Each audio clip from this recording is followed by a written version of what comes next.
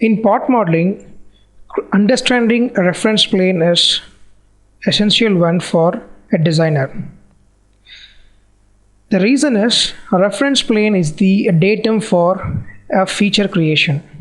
Feature is created from sketch, and the sketch is drawn on the reference plane. To create any geometry, you require to understand how this reference plane can be created in different ways in Solidworks. Reference plane is simple. If you want to make it understand clearly, it is a datum plane where you used to draw all the sketches. From there you will build the features one by one, and you will also use as neutral plane for different purpose according to the different application. When you create reference plane, you need to define first reference, second reference, and third reference.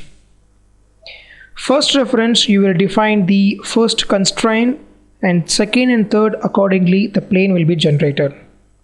Now let's look into the different type of plane creation in Solidworks.